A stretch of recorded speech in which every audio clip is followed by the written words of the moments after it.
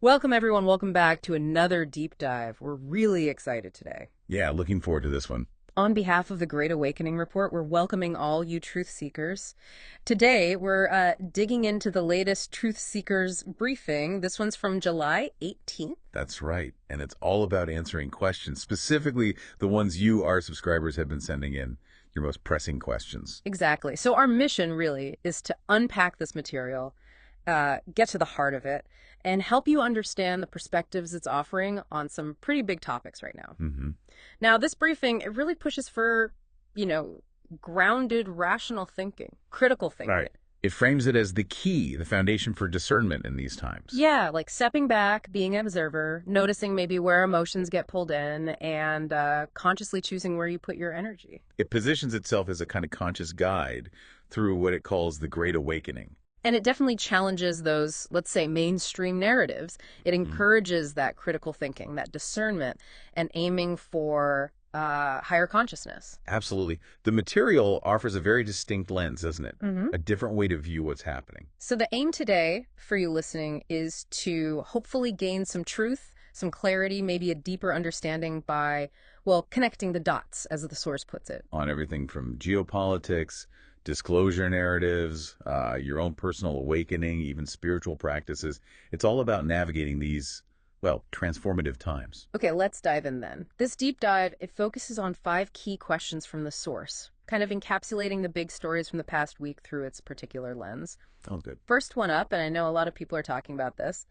Are recent heat waves and solar disruptions purely climate related, or are they signals of something far more engineered or energetic at play? Okay, yeah. So the source presents a contrast here. Yeah. It acknowledges the usual explanations, climate change, natural solar cycles. Sure, the things we hear about all the time. Right. But then it brings in these alternative perspectives. It suggests, well, could these events be interpreted as intentional geoengineering? Geoengineering, like HARP. Exactly. Yeah. It mentions technologies like HARP, the High-Frequency Active Auroral Research Program, which, some theories claim can influence weather patterns. Hmm. And it also touches on just broader planetary energetic shifts. It points to things like unusual aerosol patterns people see on satellite images or those global GPS disruptions during solar flares. Okay. So the question it poses is, are these things just environmental? Or could they be part of some deeper agenda, maybe involving climate manipulation for control, or even, it suggests, consciousness disruption? Wow. Okay. That's definitely a provocative interpretation to start with. It is. Moving on then. Second question, this one's been all over the place recently. Is the renewed Epstein scandal a real reckoning or a political sleight of hand to manipulate public loyalty and distract from deeper elite crimes? Yeah, the source definitely picks up on the timing, the sudden resurgence of the Epstein client list talk, and the, let's say, suspicion around it. Right. It feels sudden again. Precisely. Yeah. So while some see it as, genuine pressure for justice finally breaking through, Which many hope it is. of course. But the briefing also puts forward the view that, well, maybe it's a tactical psychological operation, a psyop, Meaning? meaning it could be used as, say, a loyalty test within certain circles or maybe a smoke screen, something to divert our attention from potentially bigger, more systemic exposures. Like what? What does the source suggest? Things like biolabs, global trafficking networks that go way beyond Epstein, or institutions that the source implies are compromised at a high level. Okay. So the core question the source raises is, who really benefits from this narrative coming out now? And what bigger issues might we be missing while we focus on it? Interesting framing. Okay, let's shift to health. Question 3. Are spike protein detox protocols legit or another example of fringe wellness pushing unproven solutions? Right. So the briefing talks about these detox protocols, Yeah. Things involving nattokinase, bromelain, pine needle tea. I've seen those mentioned online, yeah. They're getting a lot of traction in alternative health circles, especially for addressing potential long-term effects from certain medical interventions. But mainstream medicine often calls that pseudoscience, right? It does, Yeah. generally. But the source here points to what it claims is a growing body of peer-reviewed studies, supposedly confirming that these enzymes can break down spike proteins, at least in vitro in the lab. Okay. But the source says the interest in this is more than just biological. It suggests it's part of a broader sovereignty revolution in health. Sovereignty revolution. Yeah, like a shift where individuals are taking back personal responsibility for their health, maybe expressing distrust in institutional medicine, and consciously choosing natural solutions over, well, synthetic ones. That makes sense, seeing that trend. Which leads us nicely into the next question about global governance. Number 4.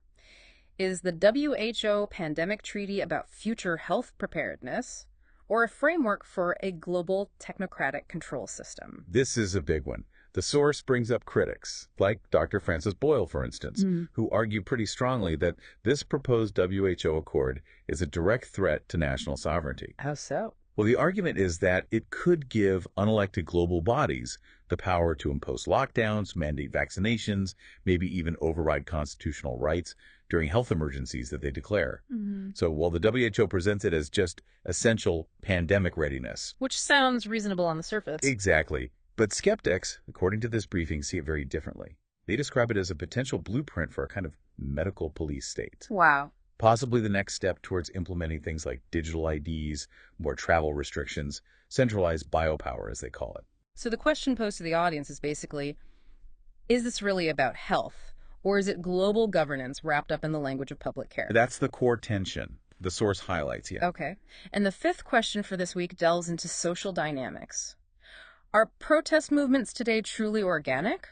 Or are billionaire funders like Neville Singham and George Soros engineering ideological chaos? Yeah. The source looks at the rise of various movements, student protests, anti-IC actions, those campus encampments we saw. Things that seem like grassroots movements. They might appear spontaneous, yes. But the briefing cites investigative reports, again, according to the source, that claim to reveal pretty deep funding networks behind some of them. Funding from where? It alleges ties to what it describes as CCP-aligned donors on one hand, and also legacy globalist financiers on the other, presenting these movements as potentially engineered social ops, really. Masked as activism. Masked as genuine activism, yes.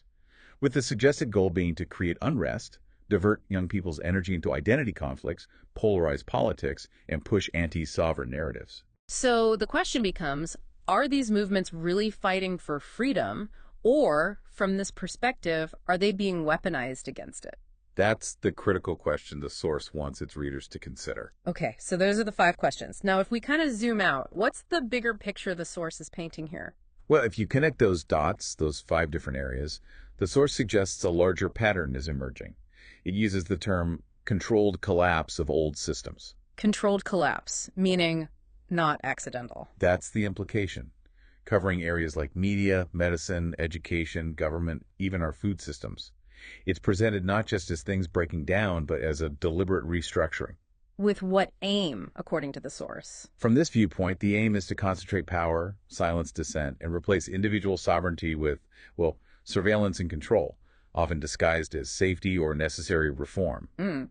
But at the same time, the source suggests that cracks in the illusion are getting wider. How so? What examples does it give? It points to things like internal political challenges or the exposures around the Epstein situation, suggesting people are starting to consciously see how narratives might be shaped, how truths might be hidden. Right. And in health, that growing interest in detox protocols or the alarming rise in what the source calls turbo cancers, these really aggressive cancers, these are seen as direct challenges to traditional medical authority. Fueling that biospiritual sovereignty idea you mentioned. Exactly. A shift towards individuals seeking natural intelligence, alternative answers, reclaiming their own body wisdom. So, following this perspective, what does all this mean for us individually, for our consciousness? Spiritually, the source talks about an unmistakable 3D, 5D split. It's a framework suggesting a divergence between an older reality, described as 3D, rooted in fear, which it says is dissolving, and an emerging higher state of consciousness called 5D. And what's that like? Described as decentralized, intuitive, heart-led, a different way of being. And even things like the push for lab-grown meat or insect protein. The source frames that as part of a deeper agenda to disconnect humanity from the earth, from tradition, from self-sufficiency things it views as fundamental to freedom. Right. Okay, that leads us nicely to the source's final reflection. It calls it From Disruption to Discernment.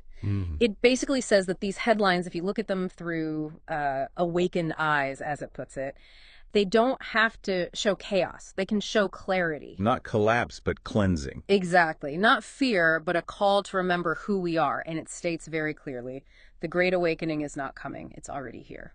Yeah, and the real story, from this viewpoint, isn't just what's happening out there. It's how we respond, how we rebuild, how we realign ourselves internally. So how do we do that? Does it offer any guidance? It does. It lays out what it calls core pillars for the awakening path. 4 main points. Okay, what are they? First, release fear. Recognizing fear as the main control lever. Letting it go is liberation. Makes sense. Number 2. Second, clear emotion. Forgive the past. Understanding that old, unprocessed emotions are like energetic baggage holding you back. Right. Third. Third, breathe with intention. Meditate with purpose. Seeing the breath as like a portal to the present moment and connecting to what it calls the 0-point field of your higher self. 0-point field. Like pure potential. Kind of, yeah. Yeah. A state of pure potential and connection. And finally, the 4th pillar, live like a volunteer, meaning be of service but without sacrificing yourself. Lead with humility. Embody your truth. Live like a volunteer. That's interesting. Okay, so building on that, the source offers some questions for personal reflection, a kind of mindset code. Yes, some powerful questions. Let me read them out for you listening. Think about these. Yeah. Are you led by external chaos, or are you rooted in inner clarity? Do your thoughts serve your higher self, or do they just loop in fear and survival mode? Good question. Are you actively raising your resonance, or just recycling the same old storylines in your head? Is your vibration holding at what the source calls 50% plus consciousness, a state of positivity, neutrality, or higher, or are you reacting from that lower spectrum of fear, anger, guilt? That's a challenge. And finally, are you cultivating coherence, that alignment between your mind, your body, and your heart? Or are you basically outsourcing your reality, letting the external narrative dictate how you feel and think? Really makes you pause and reflect. It does. Yeah? And the final thought from the source really sums it up. Awakening is not a destination. It's a daily practice. A moment-by-moment decision, really. Choosing alignment over anxiety, choosing presence over the programming we're constantly exposed to, and choosing your truth over illusion. It puts the power back in your hands. It does, with the message, you are the frequency, you are the field, you are the signal. Powerful stuff. And that brings us to the end of this deep dive. So we'll close out with the Truth Seeker's weekly wrap-up mantra: stay awake, stay centered, keep connecting the dots. And most importantly, keep rising. Until next time.